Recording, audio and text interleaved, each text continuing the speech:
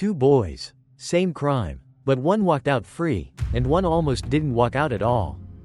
In a courtroom colder than winter. Justice didn't speak first. Money did. Until a janitor, a mother, stepped forward. No one expected her. No one believed her. But she came with truth. And a past too painful to ignore. This is more than a courtroom story. It's a reminder. Sometimes, the ones who clean the floors are the only ones willing to stand. Stay with us. You'll want to see this to the very end. The courtroom was cold, not in temperature, but in spirit. The kind of cold you feel in your bones when no one's looking out for you. On the left side of the room sat a boy named Malik, black. 17. Hoodie pulled low, eyes scanning the floor. His hands shook slightly as he waited for his turn. No family in sight, no lawyer at his side. Across the aisle sat Hunter Whitmore. Same age, same charge. Possession with intent to distribute. But everything else? Different. Hunter wore a tailored suit. His blonde hair slicked back. Flanked by his father, Robert Whitmore, one of the wealthiest businessmen in the county, and a high-profile attorney tapping notes into a silver tablet. The judge glanced at both boys. Same arresting officer. Same charges. Same day. He murmured. Yet one of you has counsel. The other does not. A pause. The bailiff shifted. Someone coughed. Malik looked smaller by the second. We'll have to postpone Mr. Robinson's hearing until we assign public. A voice interrupted. I'll represent him. Everyone turned. A woman in a janitor's uniform stepped forward. Messy bun. Tired eyes. A badge that read, Ramona. She looked out of place until she spoke again. I have a law degree. Passed the bar. Just never used it. The courtroom laughed. Not all at once, but enough. One snort. Two chuckles. A mocking scoff from Hunter's lawyer. Ramona ignored them. She walked forward, pulled a worn leather folder from her cleaning cart, and placed it on the judge's bench. Inside, her law license, her diploma, a photo of a teenage boy in a graduation gown. The judge raised an eyebrow. You're serious? Ramona nodded. My son died in a room like this, she said, because no one fought for him. Not this time. The court allowed her. No applause, no cheers, just silence, as if the room held its breath, unsure whether to laugh again or lean in. Ramona stood beside Malik. She didn't touch him, just placed her worn file on the desk.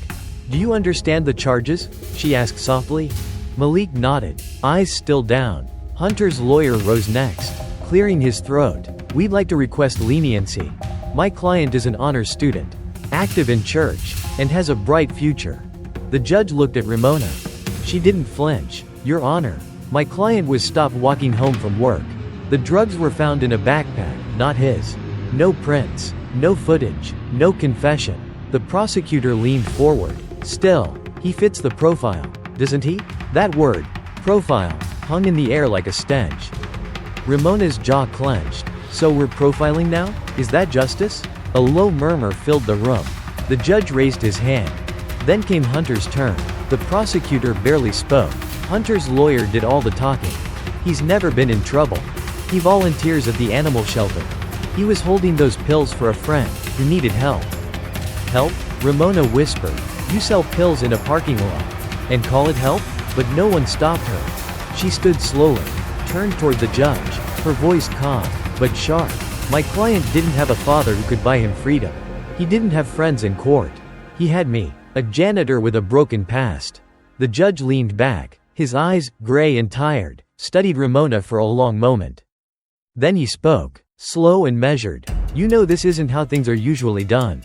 Ramona nodded. I know. That's why I'm here. He exhaled through his nose. Then turned to Malik. You were given a choice. Son, plead guilty and serve time. Or fight and risk it all.